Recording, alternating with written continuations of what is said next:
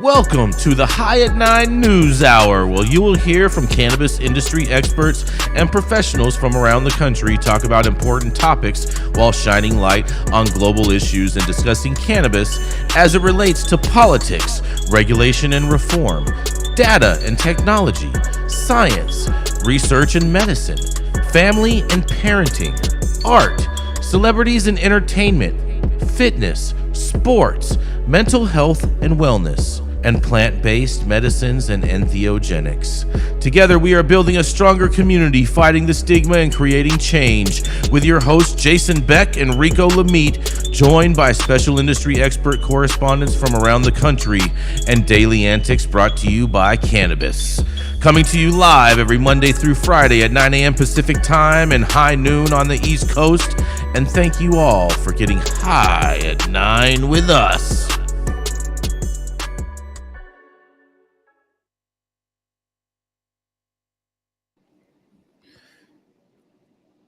Oh, he's there. He Check. Yeah, you looking good, bro. Yes, sir. You got this? Oh, I got this, Jason. Okay, all right. Bright as fuck right now. Yeah, well, it is high at 9. The thoughts and opinions and shade thrown on High at 9 News are those of individual speakers and not those of any other speaker or his followers. The statements made do not constitute legal or accounting advice, and our speakers make no representation regarding the legal status of any substance in any country, area, or territory, or of any authorities. The views expressed in this room do not establish any fiduciary responsibility or relationship. Our sponsors do not imply or constitute any endorsement by us or the expression of any opinion whatsoever on the part of any speaker on stage. If you are an easily offended person, feel free to tell that to us in the comment section. Welcome back, everybody. It's 9 a.m. Pacific and high noon on the East Coast. Thank you for joining and getting high at 9 with us yet again. It's Wednesday, December 7th, 2022, but also Pearl Harbor Remembrance Day. But I'm unsure which version we're supposed to remember because several vetted sources have claimed the U.S. knew at least 2 weeks prior to the Japanese attack that led us into World War II, and documentation remains sealed on the event. But our show's about weed news, so I'll leave it at that. National Illinois Day. A friendly reminder to all of my Midwest brothers and sisters that Jason Beck will never silence your S. And also National Cotton Candy Day, honoring what just might be the worst form of candy of all damn time. Agreed. Really? You guys don't want cotton candy? Please remember to like, share, and subscribe to us on all social media platforms. We're live weekdays on YouTube, Twitch, and audio only on Clubhouse. If you choose the Clubhouse route, you can also participate in the conversation by raising your hand if you have a brief comment on the story presented. We'll be getting started in just a few moments, but first, this.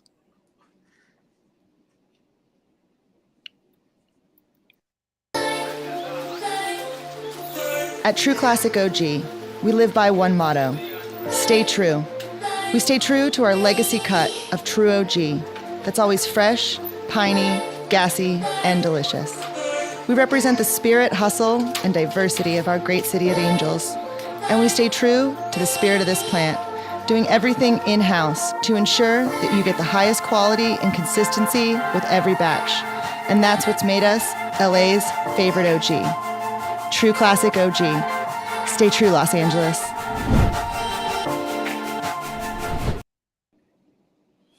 Oh, yeah, that's right. It is the dope dad himself coming up first, Rico Lamitte. That's right. He is the daddy daycare service if you are in the hood. He has all kinds of big play dates, romper room going on at his house, and tons of pace sharing going on a regular basis. That's right. It is the dope dad himself, Rico Lamitte. Thank you for that illustrious introduction, Jason. And my headline today comes from BBC News. Spain cannabis.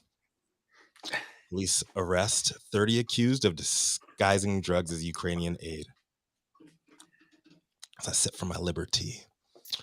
If my headline today doesn't prove that cannabis is indeed the ultimate unifier of men and women globally, I truly don't know what will.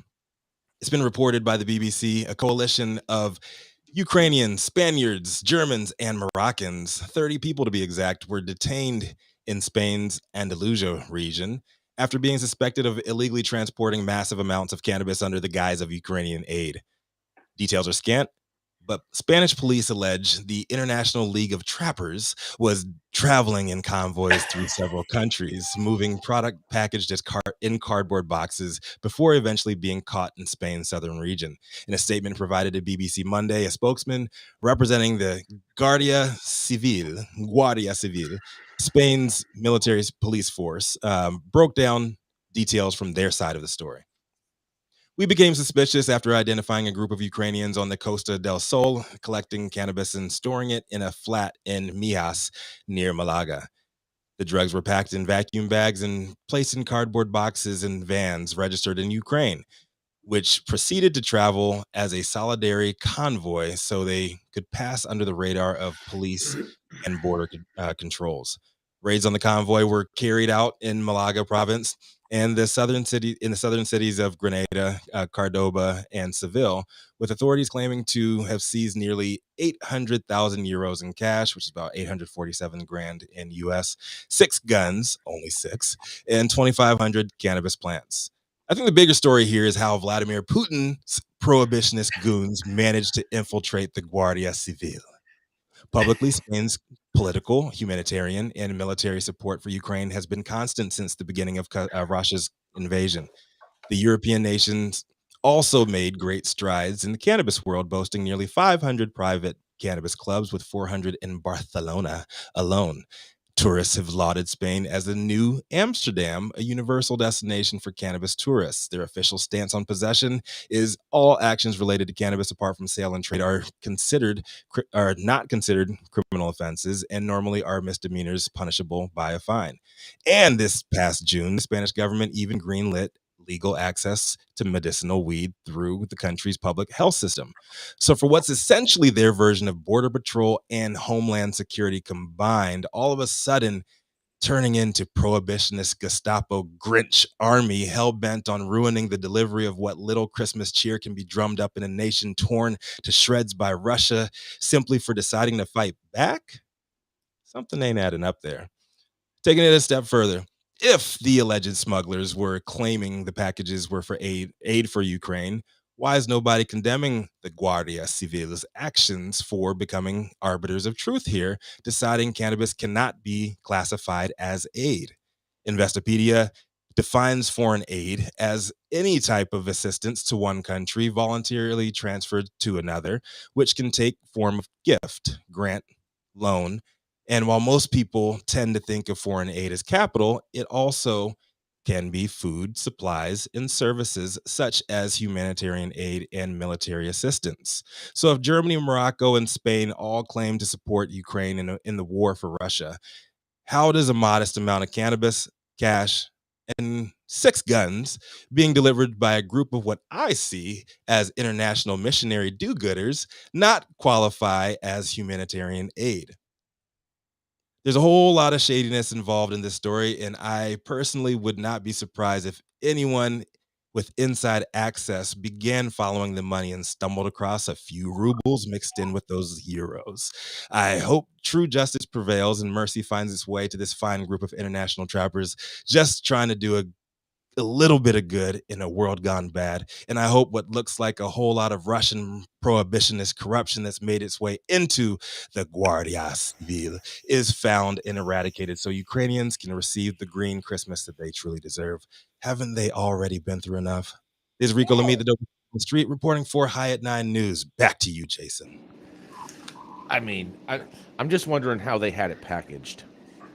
Like, was it packaged? You know what I mean? Like I real, said, details were real scant. aid.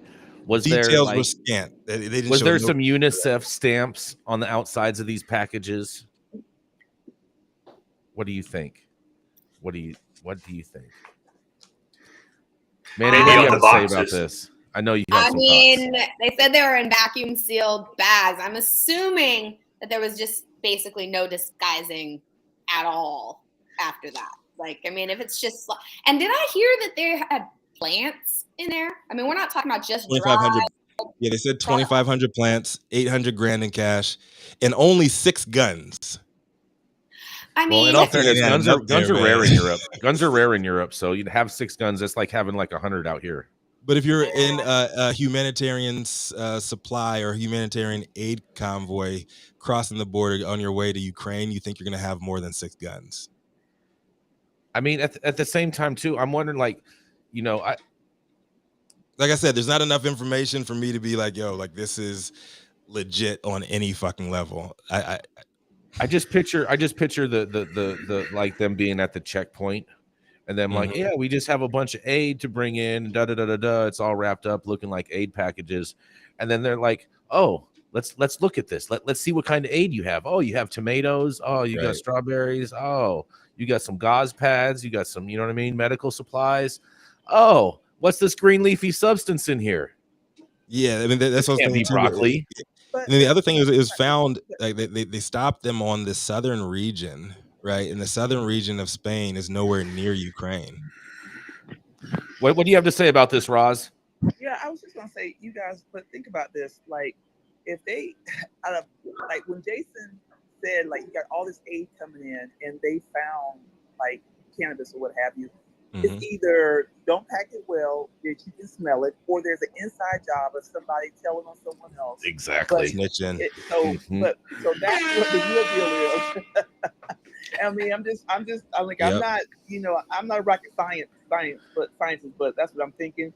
And the other thing is that, I feel for the people of Ukraine, because there have been folks taking advantage of aid that's supposed to get there and doing things that are nefarious in order to get things across or what have you. And I just think, you have a country that's already on bad times. And so that's just a whole nother conversation. But that's what I think happened. Someone gave up on somebody else and ratted them out. You know what, Roz? I'm with you on that. I think someone's definitely snitching, and there's definitely some rats floating around in Spain right now. Maybe they're part of Interpol. What do you think? Raton. Any thoughts on this, Dale? I mean, would you get caught in a convoy going through a border, bringing cannabis? I would do what they do coming into America. They send some chump in a Jaguar with a couple of pounds in to get all the cops running after him, and the convoy goes by. I was in the joint with some guys like that. It's like, you fucking idiot. You're driving a Jag and get caught. Attention getters. And what it points out in the bigger picture is that cops in America and cops in Europe still don't like this plant. If they can find a way to fuck with people and stomp on them, they will. That's a mentality we got to move beyond. Definitely, totally agree with you on that, Dale. I mean, I really want to see that. There was no picture of what the packages looked like when they were packages aid. I just picture them in like big burlap sacks. Yeah, that's what I was thinking too. All the big drug busts and everything in Europe, they have like all those fucking like trucks full of just like stashes of it and everything. The only picture they showed in this story was stacks of euros in a hand, and it looked like a stock photo. So I think it was just propaganda. All we need to do is ship these guys some tin cans that you put your vegetables in, and a couple of press seals and some grates, okay? Because crushed tomato labels are a hell of a lot cheaper than whatever they tried to package it in. I'll tell you that. Oh, does coffee actually work? I used to use coffee. No. Not as well, no. I never got caught, but that's one of the reasons I went to prison. Some knucklehead sent some weed with some coffee grounds in the package because Wavy Gravy told them that's how they send it. It's like, yeah, fuck you. I'm going to be in prison thinking about you, you fucking idiot. Oh, man, Dale, that's how that really happened. That's how that really went down, huh? I swear to God. We went to a concert. Wavy Gravy is there. Oh, I ship it with, ground up coffee, and this goes everywhere. And this fucking idiot went to FedEx and put coffee grounds. I didn't want to drive that day, so I sent it FedEx. Holy fuck, the U.S. attorney's calling me now, you fucking moron. Oh, USPS, wow. Man. USPS, I've never used anything to your idea. I'm impressed. I'm impressed with your skills, Mandy, on knowing how to package those things like that. I'm pretty impressed. There's a lot of things you don't know about me. Hey. I love it. It's not an admission, Mandy. It's just instruction. Yep. Right. Oh man, that was fucking classic. That is classic. Let's keep it moving here. So up next, we got the roll. longest continuously operating retailer in the game, always smoking on the best weed in the world every damn day. He's known to the Mar-a-Lago staff as Gucci Blanco. To the hustlers out in Detroit, he is White Gucci. And anyone in West Hollywood considering cannabis tourism know him as El Presidente. But you guys all know who it is. Come to the stage, my photo negative, Jason Beck, with some great internet today too. Oh yeah, bro, we got big internet going on over here. I apologize for the hap-ups yesterday, but we're back. And today I have some sad news for the cannabis industry because Marijuana Mitch imperils marijuana banking reform. That's right. It is a crazy world.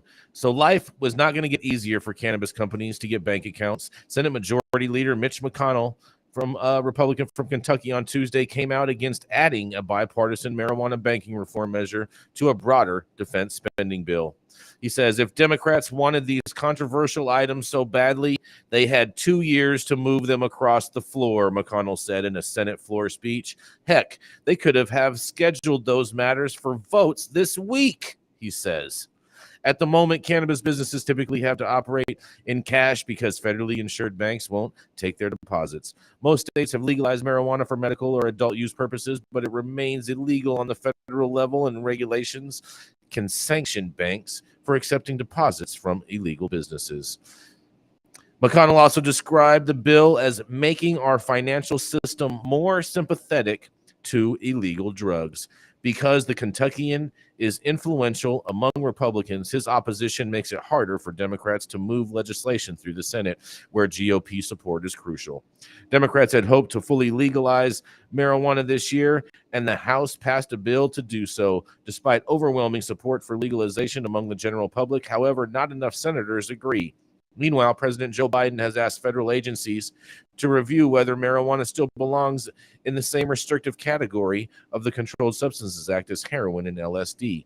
It's not clear how the review will play out, but Democratic leadership could potentially try to leave banking reform in the defense bill as planned and dare Republicans to vote against it, which I think they should do. Senator Jack Reed, Democrat from Rhode Island, the chair of the Senate Armed Services Committee, said that discussion is still going on with the leadership about what riders can go in the defense bill. Other Democrats who support the banking measure said they were continuing to negotiate. And on Tuesday evening, after the story was published, the top Democrats and Republicans on the House and Senate Armed Services Committees announced a new defense bill agreement that omitted marijuana banking reform.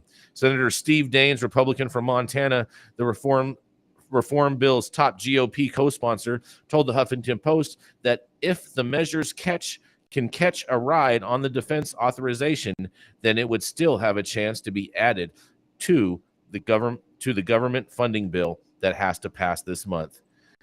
That'd be the next possible must-pass bill where he could have that discussion, Dane said. And one problem with this approach, though, is that appropriations have been struggling to reach an agreement on how to adjust government funding levels. If they can come up with a deal that may punt on the issue by passing a continuing resolution that maintains current funding levels, but usually doesn't allow for extra policy riders. Another option would be for safe banking to get its own standalone vote on the Senate floor, since the bill already has 9 Republican co-sponsors, meaning it's just one shot of the 10 needed to break a filibuster.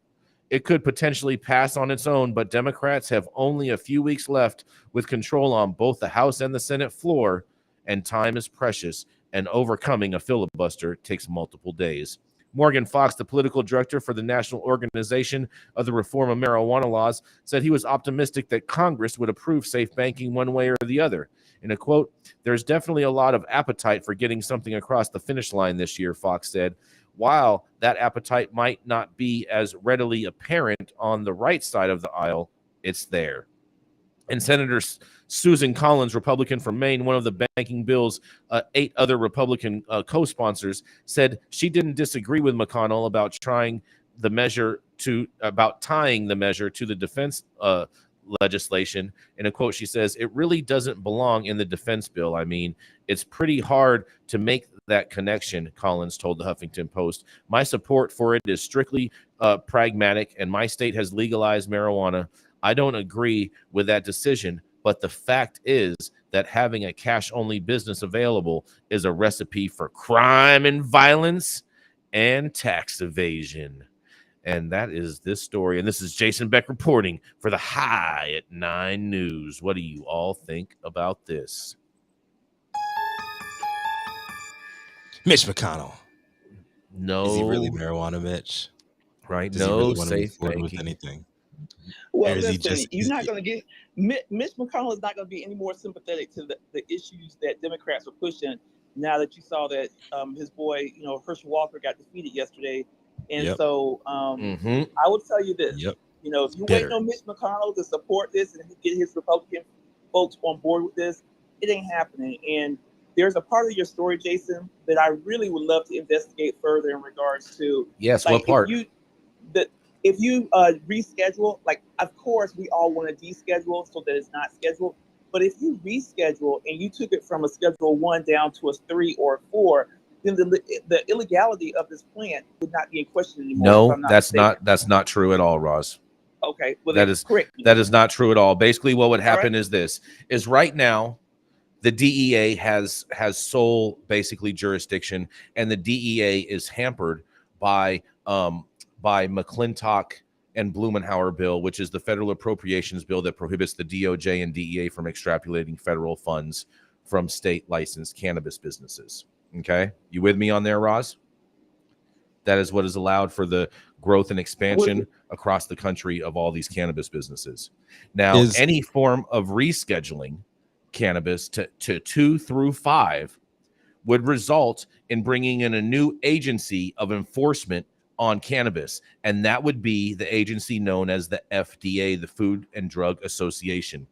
And at that moment, the FDA already presently holds drug preclusion on CBD for Epidiolex and THC for Marinol.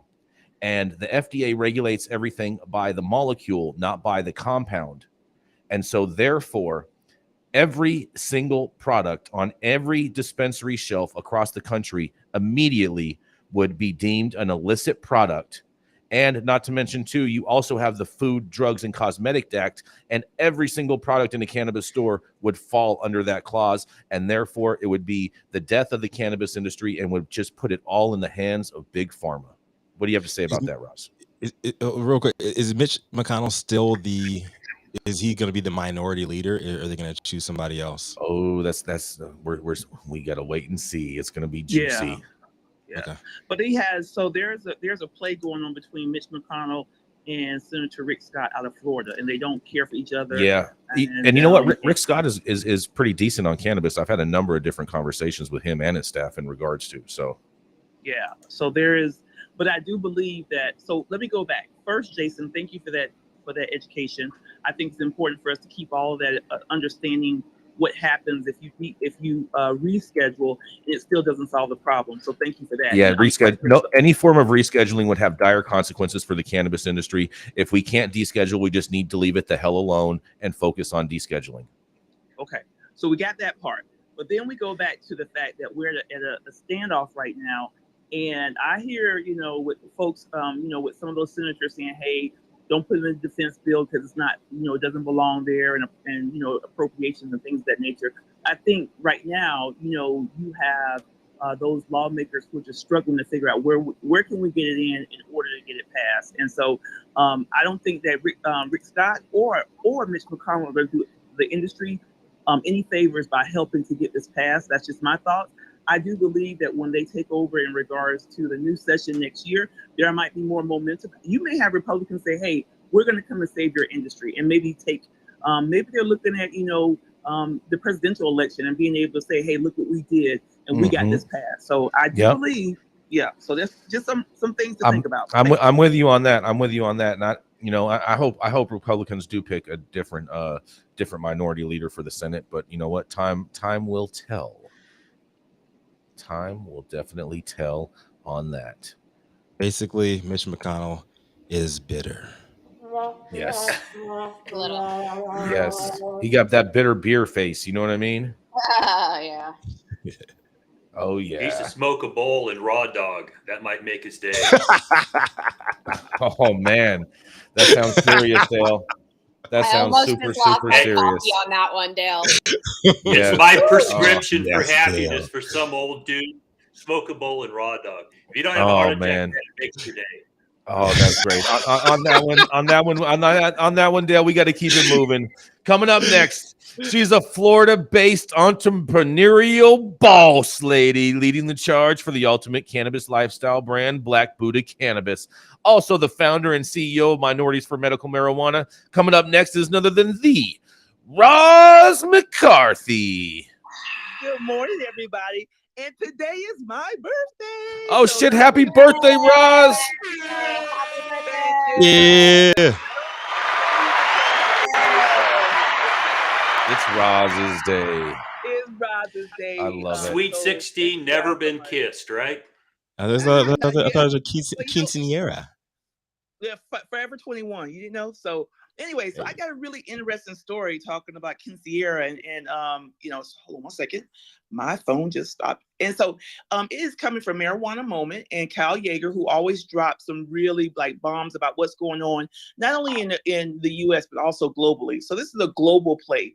Colombian Senate approves marijuana legalization bill, bringing country closer to ending prohibition. So it's really interesting. We just talked about the US and how we're fighting political fight. And so now you have the country, you have a country like Colombia that's saying, listen, we're about to go and make this legal across the board. The Colombian Senate has overwhelmingly approved a bill to legalize marijuana nationwide, though there are still more legislative steps that need to be taken before it's potentially enacted into law. The bill, which has also received initial approval in the country's Chamber of Representatives, was approved on the Senate floor during the fourth round of debate on Tuesday in a 56-3 vote. Lawmakers have met several times in recent weeks to debate the reform proposal, which would amend the country's constitution to end cannabis prohibition for adults. This action took place about 2 weeks after the legalization bill passed the first committee of the Senate.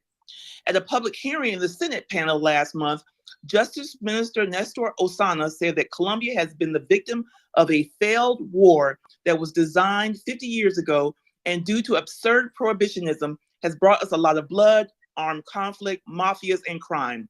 The proposed constitutional amendment, sponsored by Representative Juan Carlos Lozada, contemplates the public health and economic impact of legalization, as well as the ideological principle of individual autonomy.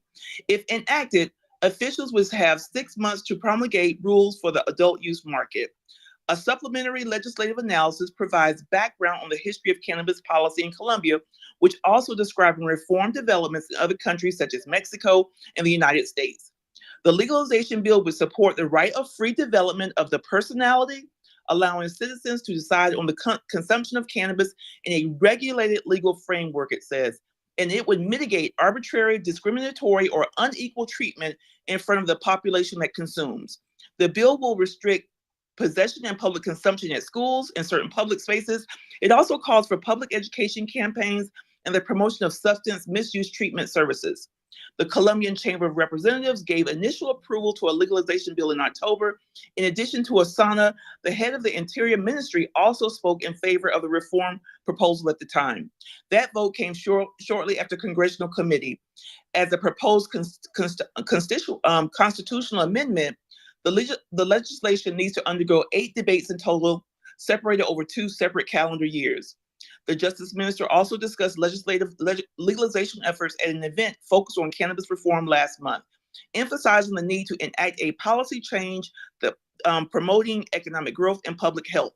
As lawmakers move to approve the reform bill, Osana said the government agencies will be working to facilitate a faster, less difficult licensure process. President Petro, a progressive who has been strongly advocating for international end to drug criminalization since being inaugurated in August, has discussed the possible benefits of cannabis legalization. So I will drop this and I will stop right here because if you look at and if you read this, and please make sure you guys read this, some of the words they're using in regards to having autonomy, self-choice, Just being able to, right the wrongs of 50 years past. You have a country like Colombia that gets it. And and you having a vote 56-3, it just makes me, and it burns me that our country, that we're supposed to be so progressive and so ahead of the times that we cannot get this shit right. I'm Roz McCarthy, signing off for High News at 9. I would love for you guys to comment, talk about Colombia. They are going to run laps around us if this happens and if we don't get our act together here in the U.S. The whole world is running laps around us already. I mean, literally, we are the Canada the game right now. It's embarrassing. It's embarrassing. I couldn't have put that any better, Roz. Embarrassing is a good word. I would say embarrassing is a great word. Yeah, Roz, you hit the nail on the head with that one. And Colombia, Panama, and Costa Rica moving forward as they are, and they have all of the cocaine routes already in place. I think we're in for a global race, and America just might get left behind. Well, also too, you have Mexico that's about to come online. Yep. And Mexico is going to be booming. No, they'll be bigger. They'll be way bigger than us. Yeah. So do you guys think that this will even make a difference to our lawmakers to see that the countries around us and the ones that we try to compete against are really making we're so xenophobic. Roz, let's go into a picture this, okay? Let's picture you. Let's picture you in a senator's office right now making this argument, saying we should be legalizing because Colombia just legalized marijuana. How do you think that's going to go over, Roz? Listen, not just Colombia, Mexico, Canada. No, we're only talking about Colombia though right now. We're gonna have more DEA agents caught partying in these progressive nations than any real progress made here in America. Oh yeah. Roz, what would be your talking points if you're in a senator's office talking about we should legalize weed because they just did in Colombia? No, I mean, you have the opportunity for exportation into our country, where you have the opportunity to legalize and to create a tax structure and the legalization structure that allows you to have some control in your country versus having other countries they're wanting to import into our country. But it's an illegal drug, and they're all cartel members. Well, I understand that, but the argument is that there will be a proliferation of cannabis that if you can find a way to get into the U.S., you will.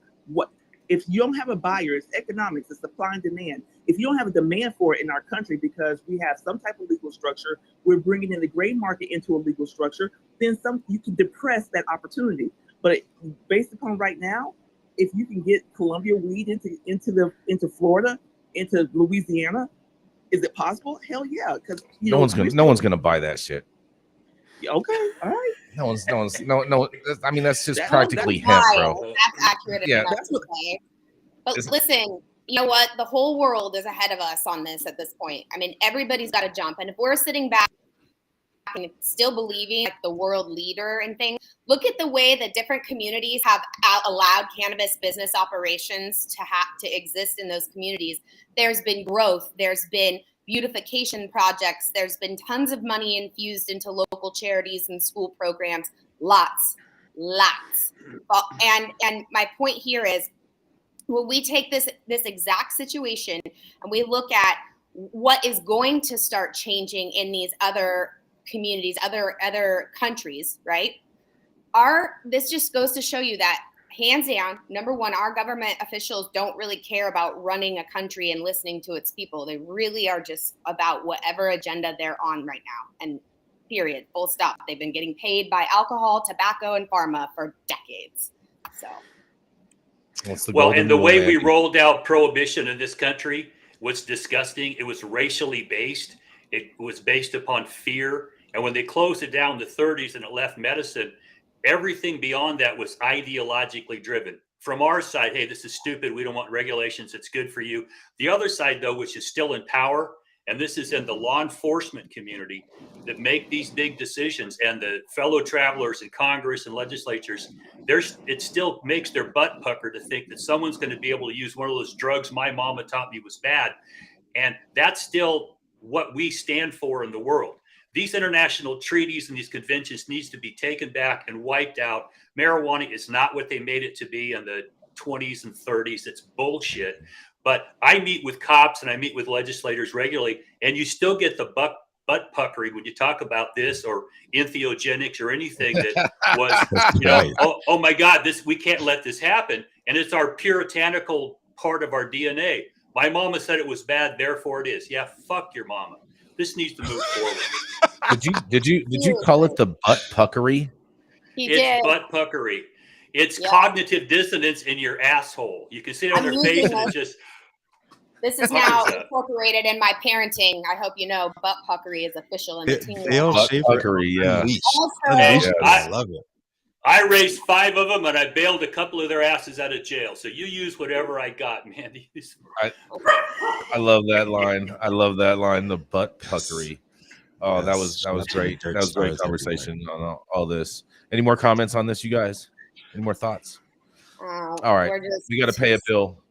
We'll get right back to you all right after this commercial. If you want to grow some of the best weed in the world, then you must start with the best genetics in the world. Go to www.dnagenetics.shop to order regular, feminized, or autoflower beans. All of your favorite DNA genetics cultivars such as Kosher Kush, Skywalker Kush, and oh yeah, Chocolate Truffle Shuffle. Boasting more cannabis awards for their award-winning genetics than any other company in the world. Remember to go to www.dnagenetics.shop to see why our terps don't lie. The thoughts, opinions, and shade thrown on High at 9 News are those of individual speakers and not those of any other speaker or its followers. The statements made do not constitute legal or accounting advice, and our speakers make no representation regarding the legal status of any substance in any country, area, or territory, or of any authorities. The views expressed in this room do not establish any fiduciary responsibility or relationship. Our sponsors do not imply or constitute any endorsement by us or the expression of any opinion whatsoever on the part of any speaker on stage. If you are an easily offended person, maybe quit the butt puckering, try smoking a bowl and raw dogging something. It's the Dale Schafer method of self-elevation. Oh boy. I think. Yeah. Here we go. Yeah. That's going to be a Wednesday thing, butt puckeries, all right? Butt pucker Wednesday. Flying into LAX and you want to taste some of the best weed in the world, then stop by LAXCC, the closest dispensary to LAX, located at 8332 Lincoln Boulevard and open from 8 a.m. to 10 p.m. 7 days a week. Always make LAXCC your first stop when you touch down in LA and score like a winner. And don't forget to tell them I sent you and mention you'd like to get High at 9 for 10% off your full order. This 35-year practicing attorney with 23 years of that in California cannabis is also a former card-carrying member of Club Fed who served 52 months for doing God's work, cultivation, and intent to distribute to a handful of terminally ill patients. He started off in the biz as a co-owner of California Medical Research Center, but now he's a founding partner of Armada Law Corp. Coming to the stage next, you know who it is. It's the butt-puckering, anti-butt puckering king himself, Dale Schafer. Yeah, good morning, everybody. This is another chapter in the ongoing saga of Cushy Punch. On Monday, the judge brought the hammer down and confirmed a $128 million fine against this group of rocket scientists who got caught back in the day with a couple of warrants being issued producing millions of pounds of gummies illegally. Along the way, it seems that a couple of these rocket scientists admitted to doing all this without a fight, and then they decided we're not going to cooperate. Now, in a civil case, which is what this was brought in civil court to try and enforce a fine. If you answer a complaint, we go into what we call discovery. And if there's questions asked and you refuse to cooperate, there are sanctions that could come along with that. And it seems that these guys went silent, sort of like Alex Jones. Yeah, neener, come get me. Well, the judge decided that there was no triable issues of fact because, number one, you admitted all this shit, you idiots. But then you refused to cooperate and produce documents. So therefore, if you try to defend yourself, you can't bring a document in because you refuse to cooperate. So this is, in a sense, what we call a motion for summary judgment. If there's nothing to try here, you admitted it, we've got the goods on you, you're done. Now, there was also a couple of these mental midgets that decided, well, we're not going to show up for a hearing. And the court said, okay, here's what we do. We're going to strike your answer. So you were properly served. You didn't respond. You're now defaulted in everything. So you can't raise any issues now. Now, one of the concerns I always have with these big judgments is the Eighth Amendment excessive fine problem. Now, the Supreme Court years ago decided that the Eighth Amendment applies when they try to confiscate your goods in civil forfeiture. And we haven't had one where they address these fines. These are huge fines. These are treble the license fee for every day. And they determined there was 572 days that these guys were making illegal gummies. So they did 3 times 4 licenses for 572 days. And that's a lot of money. Now, my thought was this is an excessive fine, but these guys screwed the case up so badly because they refused to cooperate. I think it pokes a hole in their ability to go to the appellate court and argue, hey, this is an excessive fine because you guys said it with your thumb up your ass and thought no one could do anything to you. Well, I'm telling you, they can. Now, the next part of this is a bigger problem for the state. Let's say that you got this $128 million fine. Now you got to go collect. And a lot of these corporations and LLCs turn out to just be a shell. They don't have any assets. Okay, so go collect from a shell that has no assets. And the next step beyond that is to file to pierce their veil of protection, corporate veil or the LLC veil. So we will see if the state goes after them that way, because the state has a nasty way of getting their money from you. Unlike private citizens, it's a harder job for us to collect on things like this. So the ongoing saga here is going to be, okay, you got spanked for being an idiot and not participating in the civil case. Now, how are they going to collect? There's no bankruptcy available. If they pierce one of these veils, everybody's personal assets then are at risk. This is going to be an ongoing discussion we're going to have as we watch this and other problems with businesses that fail and are essentially bankrupt. But what do you do with all this debt? How do you collect from them if they have no money? So there's going to be some additional themes to talk about out of this. So let's open it up and hear what everybody else has to say. So Dale, I remember you covering this a while ago. So this is a continual from your previous case, and at that time you were saying that this was an excessive fine, and that the Eighth Amendment would be a legal defense that they could use in regards to that fine. And now you're retracting from that statement because these guys basically had no judicial thought through in regards to filing their documents on time as the courts requested, and as a result of that, their fine, you're saying, could be justified by the courts because of their lack of jurisprudence. What I'm saying is it complicates things.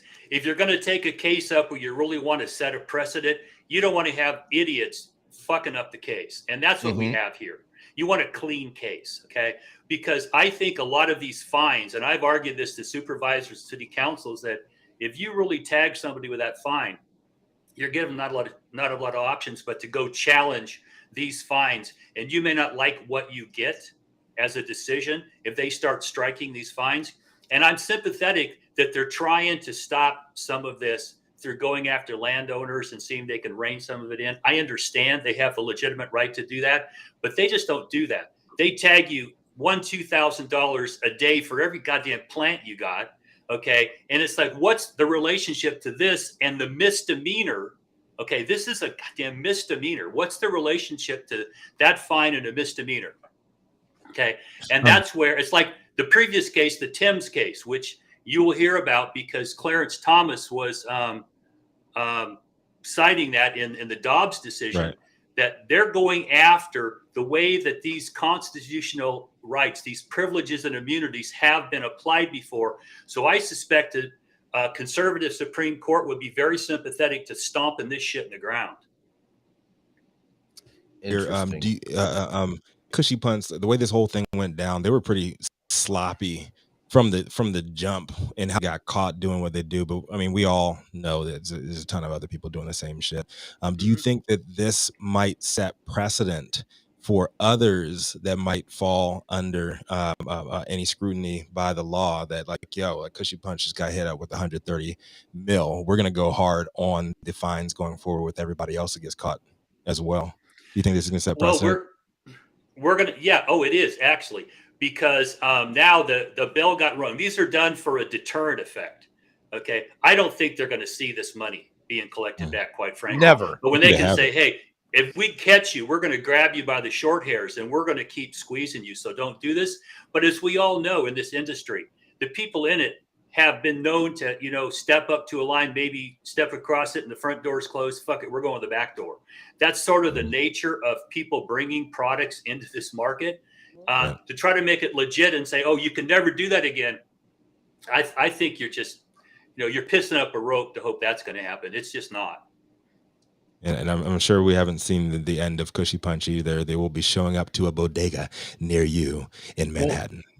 Well, hold on. Not only that, but if I remember correctly, Dale, in that previous story, that this company, in regards with Cushy Punch, was the company that they had for the medical side, and they have a whole different company that owns the rights to the Cushy Punch brand for the California licensed adult use market.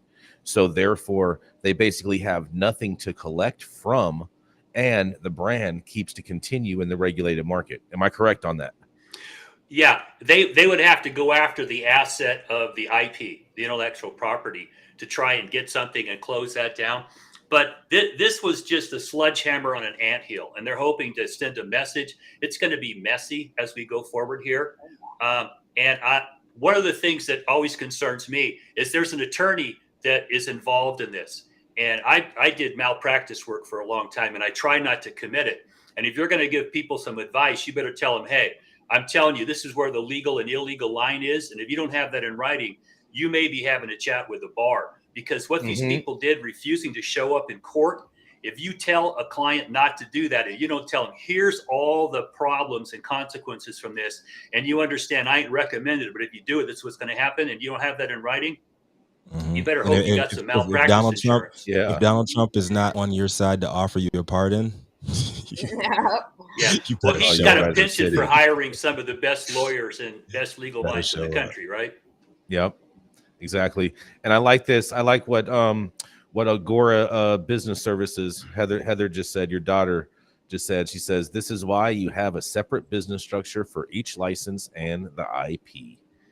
Exactly. Yep. And when we jump into these, Jason, one of the things we find is that people throw a lot of money at a shell company. It just got set up 2 weeks ago. "Here, give me $1 million and I'm going to run it." And these people can't find their ass with both hands in running a business.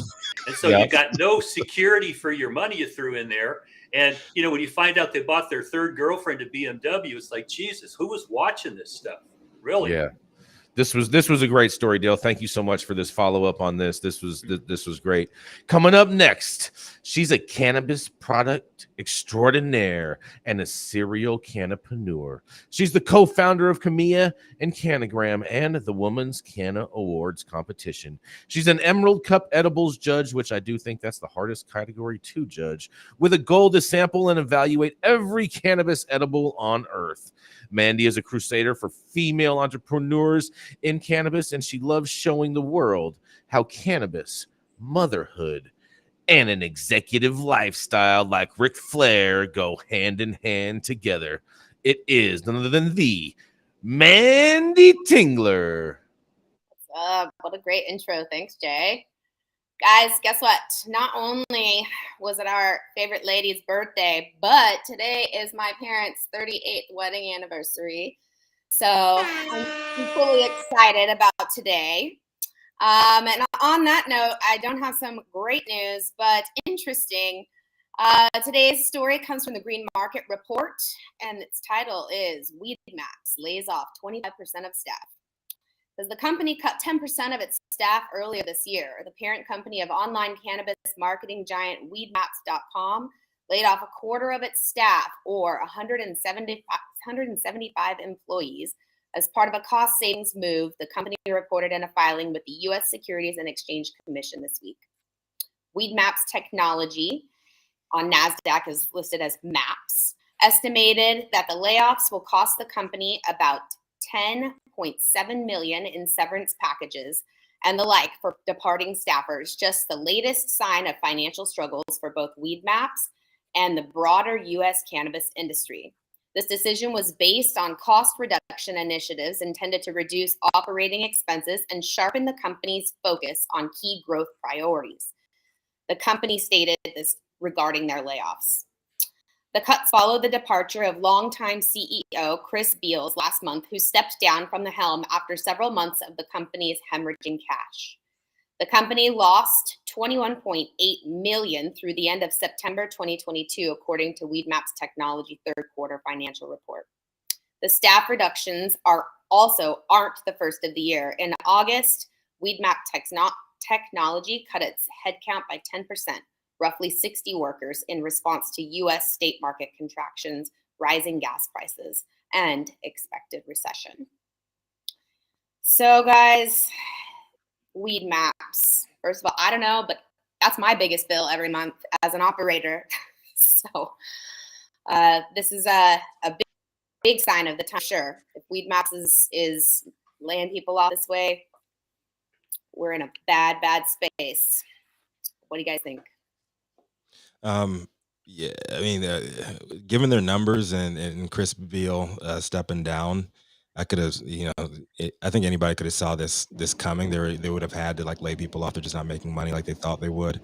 I agree with you, Manndie. I think that Weedmaps, aside from the MSOs, are kind of a leading indicator for the rest of the industry in the market sentiment towards the cannabis stocks. MSOs are a little bit of an outlier because they're connected to a lot of outside industries and businesses. It's another story for another day. But I think it's negative news for the rest of the weed world. So yeah, another canary in the coal mine. You know what happened. All right, you know what happened with this whole situation. Yep. Go ahead, Jason. Doug walked in to Weedmaps, to his company that he founded, just like Elon Musk ran into Twitter, and you know what he did? Fired. Did he bring in the sink? You're fired. That's what he did. That's what he did to 25% of his work staff at the holiday season. I think it came in more the format of an email, but.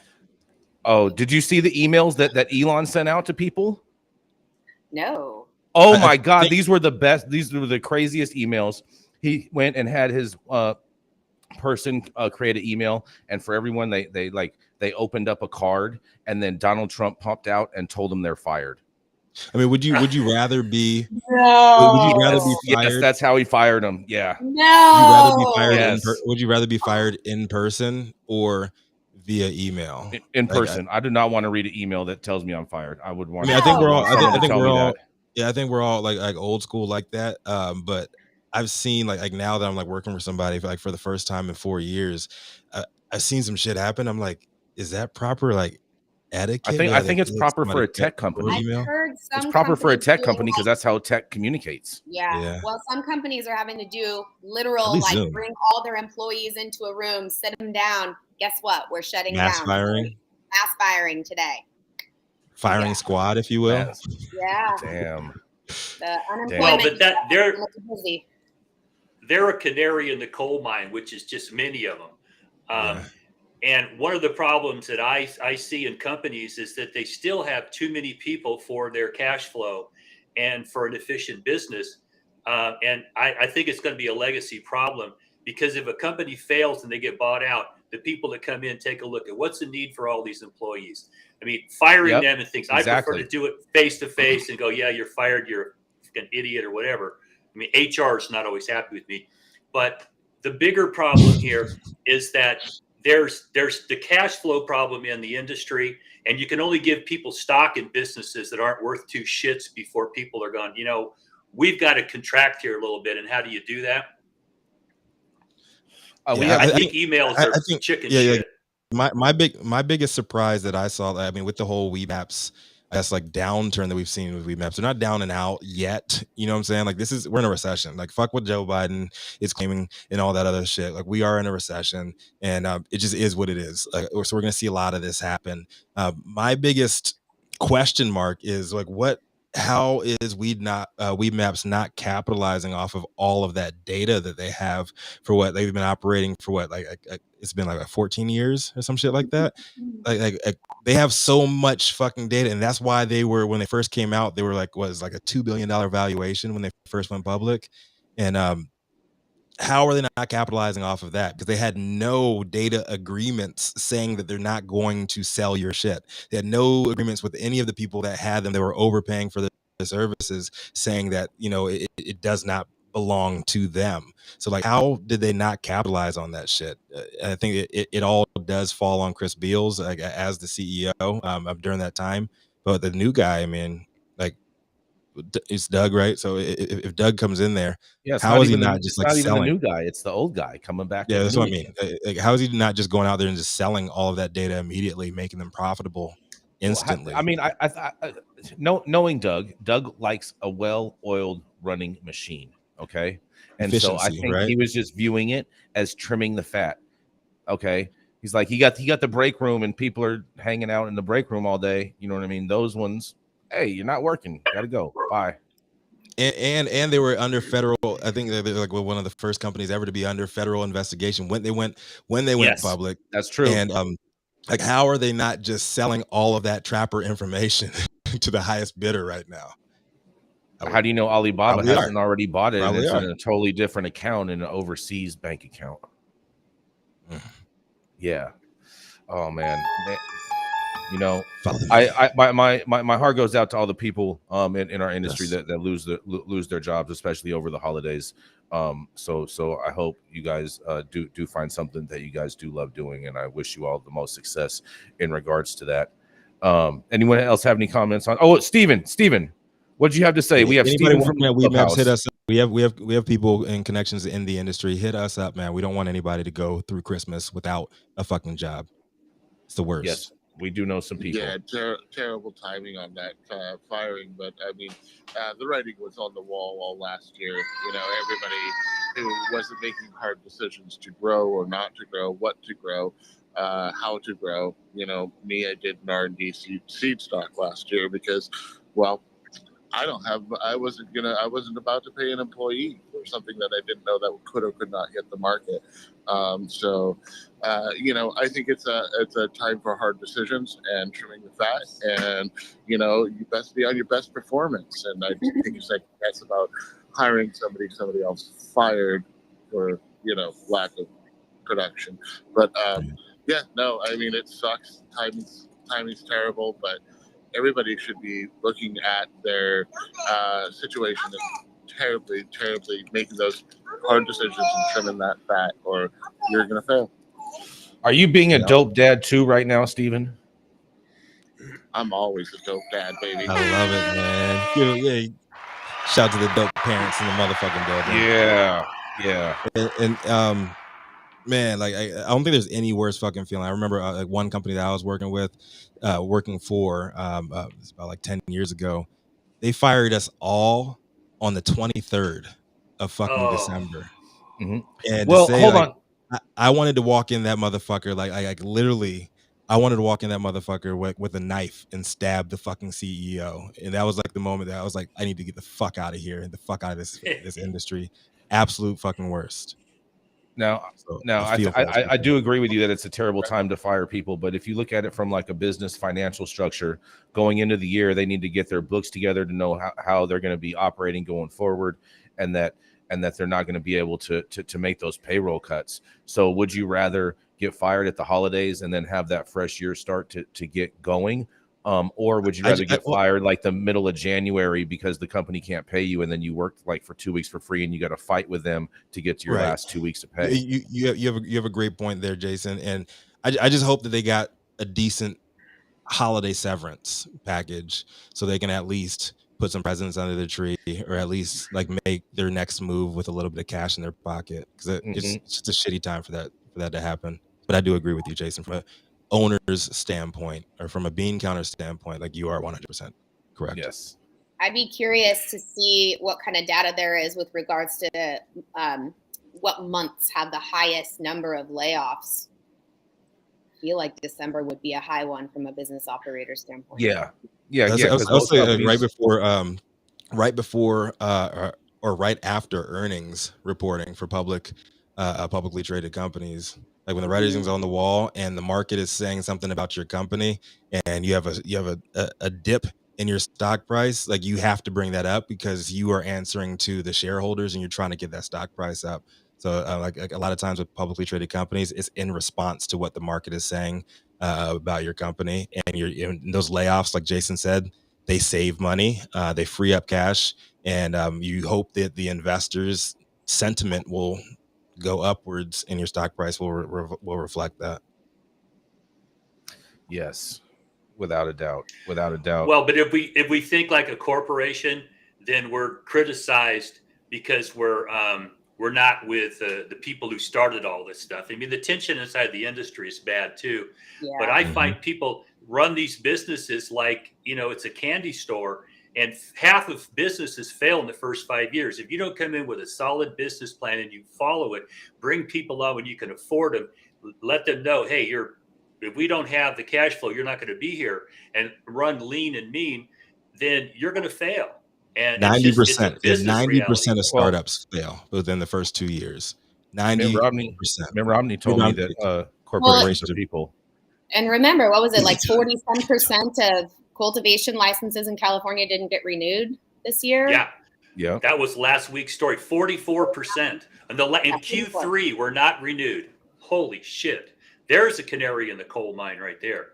Right. Yeah, that is. Sounds like the price of weed's going to go up. Yeah, but I wanted to...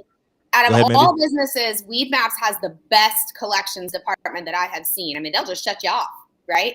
So that just tells me that they've lost a lot of clients. Yeah, and you can't get blood from a turnip either. Right. I think it was Ben in the chat said that Weed Maps will not die. But yeah, like I Weed Maps, the name, as well as MedMen. You can hate them all you want, but they are a name that is synonymous with the industry, and somebody will buy them up on the cheap. And I think that they're just gonna live forever. It just is what it is. I think Weed Maps isn't going anywhere. Yeah, they're not going anywhere. Close us out, Jason. Right. Yeah. I'm gonna close you guys out. I'm gonna give you guys a sneak peek too, because I found another story, and I think I'm gonna cover it tomorrow. Oh man, you guys are gonna love this. I'm gonna talk about Mark Zuckerberg is in a lawsuit. And it potentially involving cannabis. Oh man, you guys gonna make sure you tune in tomorrow for that one. But all right, here we go. Coming up, thank you all for getting high at 9 with us every Monday through Friday at 9 a.m. Pacific and high noon on the East Coast. Big shout out to our audience and supporters for always tuning in, listening to our daily antics and the insanity that is the developing cannabis industry. Thank you to all our haters for always talking about us. And a huge thank you to our sponsors, True Classic, LAXCC, and DNA Genetics for helping us keep the lights on. Thank you to our correspondents for being absolutely amazing. And thank you to cannabis for giving us a reason to do all of this.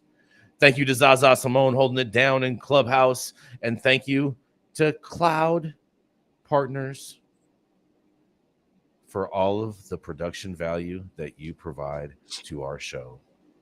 Thank you to Cannabis for helping us create this mini-verse. And thank you for tuning in Monday through Friday to America's #1 daily cannabis news show and getting high at 9 with us. Run.